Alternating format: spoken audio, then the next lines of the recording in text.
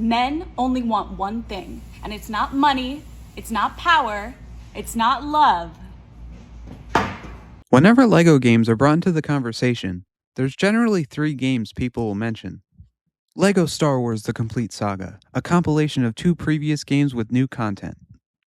LEGO Indiana Jones The Original Adventures, a follow-up building on the foundations of LEGO Star Wars with a brand new franchise. And, last but not least, you know it. You love it. You've probably done its taxes. It's LEGO Batman the video game. Since its release in 2008, this game has garnered quite a passionate fan base. Being a LEGO game, it's loved for its charm, but on top of that, the new additions to this game have led many to believe that this is the best game out of the classic LEGO trilogy. With a claim like that, I think it makes sense to take a look at it. In 2007, TT Games was on a roll. They were right off the heels of the massive successes of 3 LEGO Star Wars games. By this point, they were ready to tackle their next LEGO franchise. And after meeting with Warner Brothers, it was decided that the next LEGO game would be based on Batman. What? I said Batman, right? Well, not too long after development was started on LEGO Batman, Lucasfilm contacted TT Games asking them to make an Indiana Jones game to correspond with the upcoming movie. This led to the majority of developers working on Indiana Jones, with only a few still focusing on Batman. During the development of that game, there were a lot of ideas created for Indiana Jones that would eventually be implemented into Batman, meaning if TT Games didn't develop Indiana Jones beforehand, it's very possible that LEGO Batman could have turned out completely different. As for the build-up for this game, yep, that's pretty much it. I couldn't even find anything about when this was first announced. I mean, this was 2008. Video games weren't treated with the same hype they are nowadays, especially not a game targeted towards kids. It got announced, some trailers were released, and it came out. My experience with this game is pretty interesting. My hometown had this thing where a couple days before Christmas you could schedule Santa Claus to come to your house to give someone one of their Christmas gifts. There was one year where me and my sister both got our own Wii game from this. I got LEGO Batman, and she got Mario Party 8. So, I did in fact play this game as a kid, although I don't have much of a nostalgic connection to it. The only memory I really have of this game was in that jungle boat part of Zoo's Company where I saw my Wii freeze for the first time. I didn't play it nearly as much as the Complete Saga, and I also don't know much about the Batman franchise, so keep that in mind as I talk about this game. All of the previous LEGO games made by TT Games up to this point have had the game's story be based on pre-existing movies. The Complete Saga adapted episodes 1 through 6, Indiana Jones adapted the first 3 movies, and that was mostly because there wasn't much else to adapt from those franchises. Batman, on the other hand, has had countless amounts of movies, TV shows, and comic books, with some taking place in different universes than others. Because of that, there wasn't an immediate answer on what would be adapted, but instead of choosing something to adapt, TT Games decided to make a completely original story in a LEGO game for the first time ever. Now, because this was during a time when LEGO games didn't have full voice acting, making an original story could be a bit of a challenge. It's not impossible, but there are potentially some things that have to be sacrificed. This game's plot isn't something I need a chart to explain. All the bad guys escaped Gotham Asylum. The Riddler wants to steal gold, the Penguin wants to take over Gotham, and the Joker also wants Gotham, I think? I'm okay with a simple plot like this, especially since there's no full voice acting. Even if you didn't like the plot's simplicity, though, this game's story does something that might just redeem it. Along with being able to play the story from Batman and Robin's point of view, you also have the ability to go through the story playing as the villains. I know my mom watches my videos, so I want to put this in a way she'll understand. It's kind of like a show on HGTV where the first episode is from the point of view of the people who renovated the house, and the next episode is from the point of view of the termites who ate the foundation. This effectively doubles the amount of main levels you can play. I really like this idea, especially since it basically adds an official prequel to the hero levels.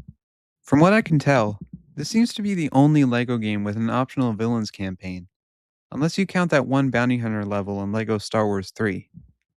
TT Games would eventually take this concept and give it its very own game with LEGO DC Supervillains in 2018.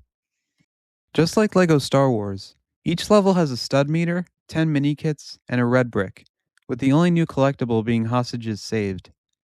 The majority of levels are on foot, but all 3 hero chapters and 2 villain chapters have a vehicle level. If you've played other LEGO games, I don't think you'd be surprised at this game's formula. This game has 32 total levels, 15 each for the heroes and villains, and 2 bonus levels.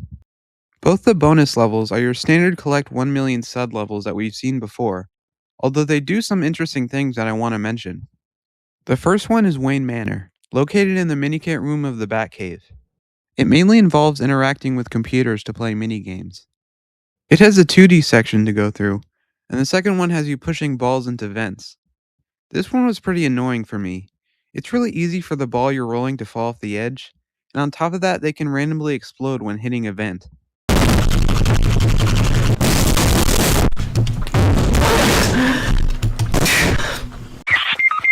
The second one, Arkham Asylum, not to be confused with Arkham Asylum, is located in Arkham Asylum. This one is slightly more traditional, having a courtyard and a maze you can go through. There's not much else to it. This game introduces so many new mechanics that I think there are more new ones than returning ones. One of the big ones that you'll probably be using a lot is the suit changers. At certain points in levels, there will be a small platform showcasing an alternate suit. Step into it, and you've got access to one of many new abilities. These kind of act like power-ups, although unlike power-ups, there's no limit for how long you can wear a specific suit. Batman and Robin have different types of suits, so while Batman can blow up certain objects, fly around, break glass, and protect himself from heat, Robin can use panels, walk on certain walls, vacuum some Lego pieces, and walk underwater. The only other characters who can use suits are Batgirl and Nightwing, although they just use either Batman or Robin suits. If you've played a lot of the Complete Saga or Indiana Jones, you'll probably know that there isn't much available in terms of aiming in those games. If you're using a ranged character, you'll have to hope that your shot somehow hits who or what you wanted to shoot. LEGO Batman implemented an ability allowing you to aim at where you want to hit by holding the attack button, although only for characters with batarangs. With this implemented, you can hit things you wouldn't be able to reach otherwise, and you can target multiple things at once if you want to. I like having this feature here, and it seems like a lot of other people liked it too, because this feature became a standard in most if not all LEGO games going forward.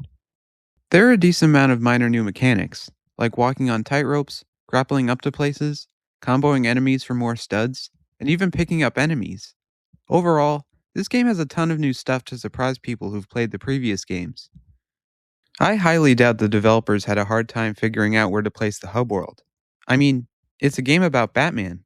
And where's Batman's headquarters? Well, the Batcave, of course. This has been used as a hub world in other Batman games, not just LEGO ones, but I'm personally okay with it as long as each hub is made distinct.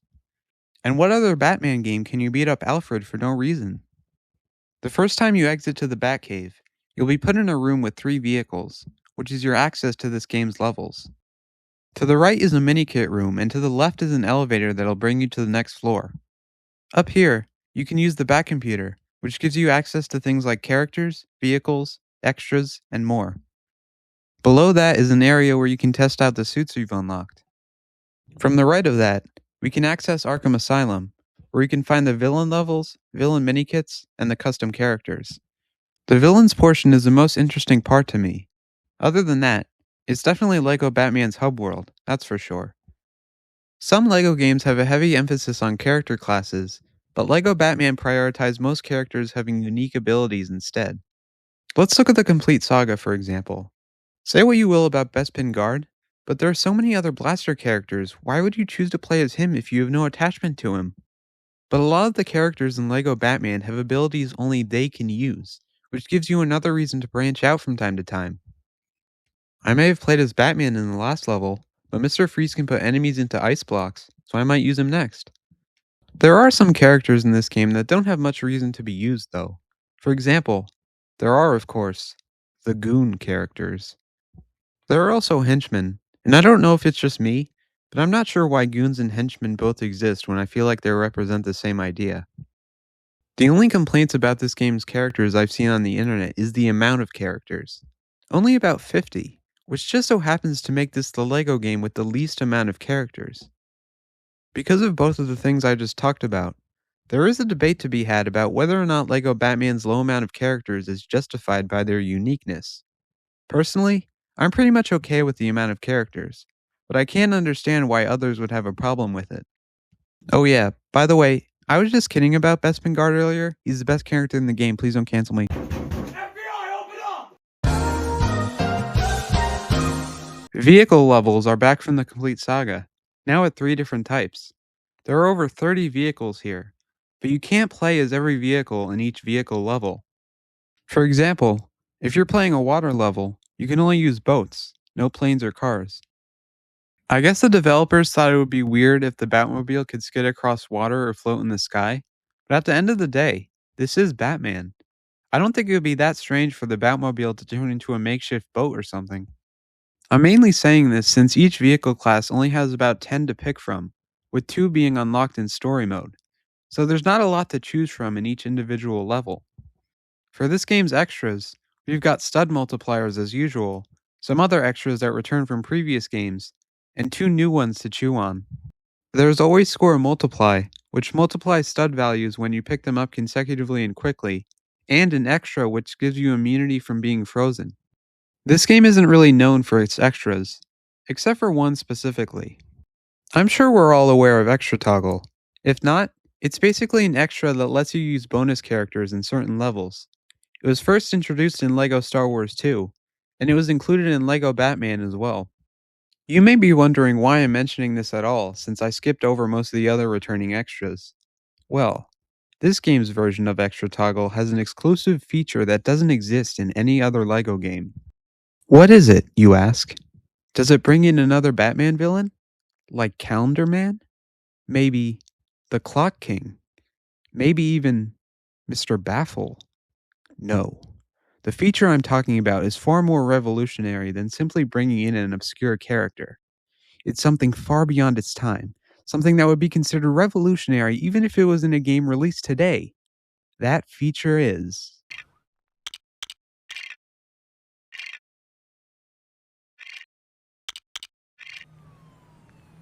nothing. So, for some reason, Extra Toggle is completely broken in this game. Sorry guys, no Mr. Baffle in LEGO Batman the video game. As for why Extra Toggle doesn't work, I don't think it's ever been officially confirmed. Maybe they had to release the game before they finished it? Maybe they just forgot about it, I don't know. Regardless, it's still bizarre to me that an extra you had to pay studs for doesn't really function. Most LEGO games have never been rated above E10+, and that's mainly because these games have always targeted kids and families. When these games adapt movies, they generally remove or censor scenes that have more mature themes. Out of all LEGO games released, many people consider LEGO Batman the video game to be the darkest of them all. Despite being rated E10+, there are some things in this game you probably wouldn't expect from a game with that rating. Most, if not all, levels take place in a drab, dark landscape where villains rule with fear. In one level, there's a chalk outline of a LEGO minifigure, and another level is likely inspired by The Killing Joke, an infamously dark Batman story. There are other elements of this game that I'm not even sure how I would be able to talk about on YouTube. The Batman franchise can get pretty dark at times, but I'm a little surprised that some of that darkness was implemented in a LEGO game. Alright, now that we're out of the spooky segment, let's get some humor back in here. And I don't think there's anything more humorous than handheld versions of console games. To continue, only you can bring honor and dignity back to the plague today. Let's look at the PSP first. Back when this console came out, its big claim to fame was the fact that it could play home console games on the go. The PSP version of LEGO Batman the video game is a pretty good example of this in my opinion. This is almost identical to the version released on PC and consoles, with the only exceptions being no co-op and some graphical changes. But other than that, it's the same hub world, same extras, same levels, playable wherever you go. The DS version was not this. That console's a lot weaker in comparison to the PSP, so a different developer had to make a new version of the game. It follows the same general idea as the console version, but with some key changes that I think are worth mentioning. A big one that you'll notice while playing story mode is the fact that cutscenes are presented almost like a comic. I would assume they made that choice due to technical limitations, but since Batman has a long history in comic books, I think it's an interesting way to follow the story, not necessarily worse than watching cutscenes. Handheld versions of games generally cut content in order to fit on weaker hardware. An interesting fact about the DS version of this game is that there are actually more characters than in the console version. Along with the mainstays, we've also got alter ego versions of Robin, Batwoman, and Nightwing, along with the same for certain villains, and some completely new characters too. Azrael, Huntress, Black Mask, and a ton of others that weren't in the console version. Still no Mr. Baffle though. Being a handheld game, there are some minor things missing, and some things changed as well. This version may be very different from the console version, but if you grew up playing this version, I think it's safe to say you got the LEGO Batman experience. And now, with everything I've said about this game in mind, would I recommend playing this game? I'd say yes. If you like the complete saga and the first Indiana Jones, LEGO Batman has a lot in common with those games with the new franchise covered, and new features as well. If you're a fan of Batman in general, this is a new story with a ton of references to the Batman and general DC universe. Even if both of those things don't apply to you though, I still think it's a game you could enjoy. I'd even recommend the DS and PSP versions too. Thanks for watching. Once again, thanks to my sister for helping me edit the script. She keeps asking for credit for some reason.